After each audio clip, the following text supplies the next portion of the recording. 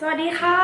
วันนี้แพรจะมาลองทำกริลชีสแซนด์วิชจากเดอะซิมนั่นเองเฮ้ยทำไมเดอะซิมตัวเดอะซิมทั้งหลายแหล่เนี่ยถึงชอบกริลชีสแซนด์วิชมากขนาดนี้ด้วยหน้าตาที่มันเป็นแค่ขนมปังแล้วก็ชีสแล้วในตัวเดอะซิมเนี่ยมันก็ชอบทำมากเลยนะอย่างภาค4เนี่ยมันก็เหมือนหั่นแล้วก็เอาไปนาบกับกระทะเฮ้ยมันดูง่ายจังเพราะฉะนั้นเราจะลองไปลองดูกันและอย่างใน The Sims 2เนี่ยก็มีอินสปิเรชันจากการทำกริลชีสด้วยนะมันเป็นคล้ายๆเป็นแรงบันดาลใจที่อยากจะทำกริลชีสมันก็จะมีให้กินกริลชีสพูดถึงเกี่ยวกับกริลชีสและเมื่อเราแบบสามารถปลดล็อกไปเรื่อยๆแล้วเนี่ยมันก็จะทำให้เราสามารถวาดภาพกริลชีสก็ได้คือทำทุกอย่างเป็นกริลชีสหมดเลยแบบไม่ว่าจะเป็นกริลชีสเพิ่มนุ่มเพิ่มนี่เพิ่มนั่นอะไรอย่างเงี้ยเพราะฉะนั้นมันน่าสนใจมากๆสำหรับการทำกริลชีสคือมันเป็นเหมือนอาหารสามัญประจำบ้านของเดอะซิมไปแล้วแบบบางทีก็เฮ้ยถ้าเราทำกินแล้วมันอร่อยเฮ้ยเดอะซิมมันรับรู้รสชาติอย่างนี้จริงๆหรอว่ามันเฮ้ยมันอร่อยนะมันมีความเค็มมันมีความอะไรอย่างนี้หรือเปล่าก็ถ้าใครสนใจก็เดี๋ยวลองไปดูกันเลยเย้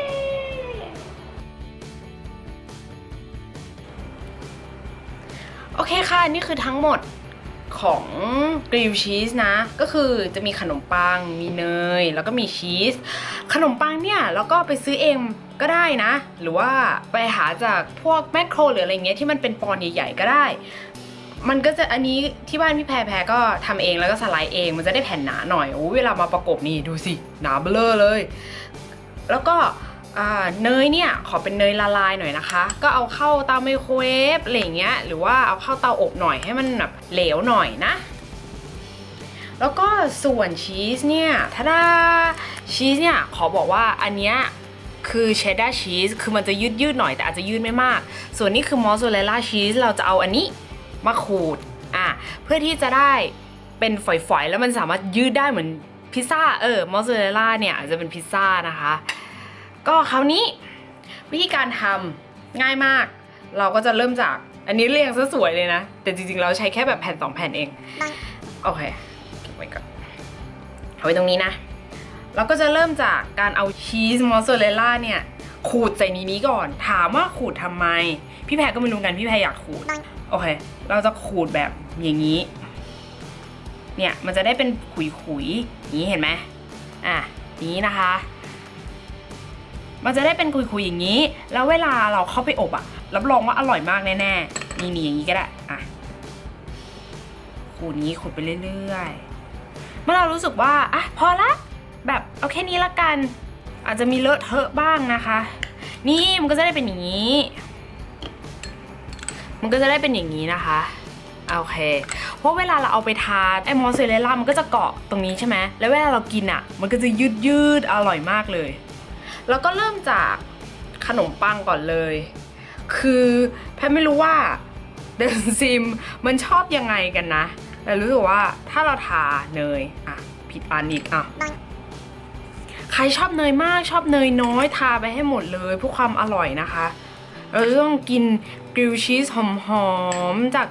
ฝีมือตัวเองส่วนประกอบของชีสก็จะมีนมด้วยเนาะโอเคอันนี้แล้วเราก็นี่จ้ะจัดเลยงอใครว่าแผ่นหนึ่งไม่พอเบิ้ลได้นะคะ2แผ่นงอโอเคคือพี่แพรก็เอางี้แล้วกันนะง่ายดีนี่หรือว่าใครชอบมอสซาเรลล่าชีสเยอะๆก็สามารถจะใส่เป็นแผ่นได้นะ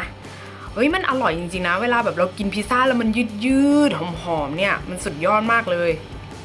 โอเคอันนี้ก็เสร็จแล้วคือทางที่ดีก่อนเข้าไปอบนะเราก็ควรจะทาเนยหน่อยทาเนยบางๆแล้วก็ใส่มอสซาเรลล่าชีสนิดนึงอะไรเงี้ยเพื่อความอร่อยนะคะอันนี้ก็ละไว้แล้วจะมาทำอีกอันนึงชวนคุณแม่ทำหรือว่าชวนคุณพ่อทำก็ได้นะคะหรือว่าวันไหนไปออกไปข้างนอกแล้วไม่มีอะไรกินเลยแถวบ้านมีเซเว่นหรืออะไรอย่างนี้อยู่แล้วก็สามารถซื้อคือไม่รู้ว่าเซเว่นมันมีชีสขายหรือยังนะแต่แพรรู้สึกมันน่าจะมีแล้วแหละเพราะฉะนั้นก็ไปหาซื้อมาได้นะคะรับรองว่าทำกินเองอร่อยมากนี่มันสวรรค์ของคนรักชีสชัดๆเราได้2อันแล้วแต่อันเนี้ย เราอยากทำอย่างนี้คือเคยไปซิสเลอร์กันใช่ไหมเราก็จะมีคำถามว่าเฮ้ยทำไมขนมปังมันอร่อยจังคือแพรก็ไม่รู้อะว่ามันทำยังไงนี่อย่างนี้นะคะเราต้องทาให้กรอบๆหอมๆเลยนี่ไม่พอเท่านั้นเราจะต้องขูดชีสลงไปอีกโอ้โหเพิ่มความอ้วนเข้าไปอีกแม่เจ้านี่มันอะไรกันเนี่ยนี่เวลาขูดก็หันด้านที่มันเป็นตะปุ่มขึ้นนะเห็นไหมแล้วเราก็ขูดลงเราก็บรรจงแบบนี่ลงไปพวกอุปกรณ์เนี่ยหาซื้อได้ตามพวกวิลล่าบิ๊กซีอะไรอย่างงี้ก็มีนะคะมีเยอะเลยแหละโอเคตอนนี้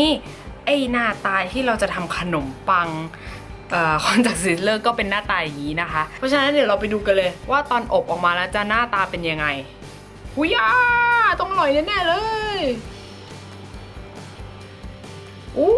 กลับมาแล้วน่ากินมากบอกเลยค่ะทุกคน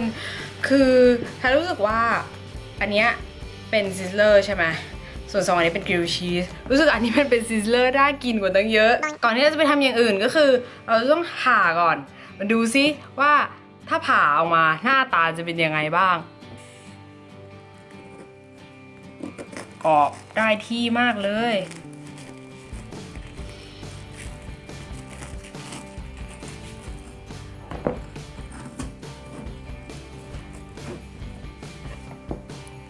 ดูสิน่ากินมากเลยอะคือดูสิสุดยอดค่ะทุกคนแล้วดูความยืดของมันนะอันนี้แบบเปิดให้ดูแบบโอ้โหทำไมมันยึดติดแน่นกันขนาดนี้ดูดิดูได้โอ้ทำไมมันไม่ออกอ่ะนี่ดูดิดูความยืดดิวได้น่ากลัวมากเดี๋ยวเราจะไปลองเทสกันว่ารสชาติมันจะเป็นยังไงเย่กลับมาแล้วเดี๋ยวเราจะมาลองชิมกันนะคะว่ารสชาติจะเป็นยังไงที่แน่มันต้องเค็มแน่นอน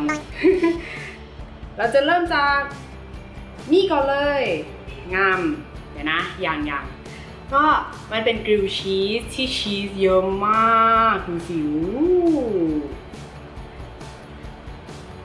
เอาละนะ1 2 3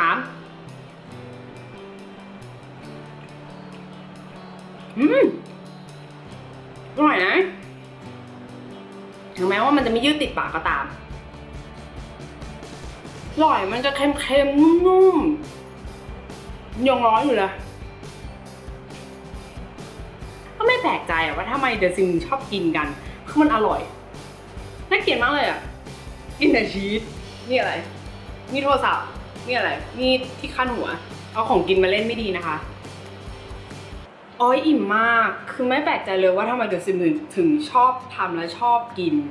แล้วก็ชอบพูดถึงตลอดเวลาถึงขั้นกับมีอินสปิเรชันใน The Sims 2 อีกต่างหากคือแพรลองไปหาข้อมูลมาแล้วกริลชีสเนี่ยก็เป็นของฝรั่งนะคะคือมันเป็นเมนูง่ายๆพื้นบ้านมากคือ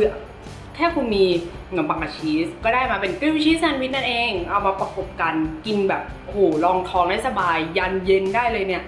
เนื้ออะไรอิ่มมากกินไปทีเดียวนี้แบบไม่ไหวแล้วอิ่มจังแต่ถ้าคนที่ไม่ชอบชีสอาจจะเลี่ยนเหมือนกันเพราะว่ามั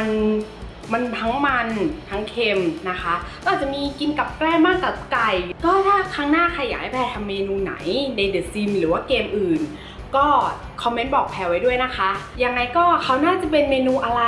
กระแสช่วงไหนอะไรมาแล้วมาลองติดตามดูกันเนาะชอบก็กดไลค์แล้วก็ Subscribe ให้ด้วยอย่าลืมแชร์ล่ะบ๊ายบา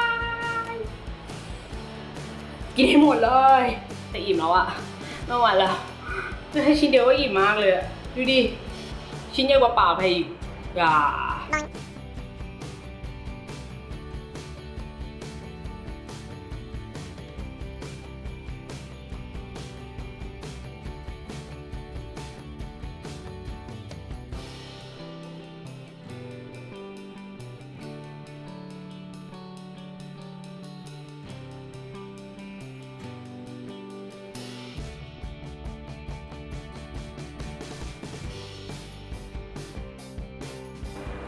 มันเล่นกับกริลชีสไม่ดีเลยเนี่ยหอม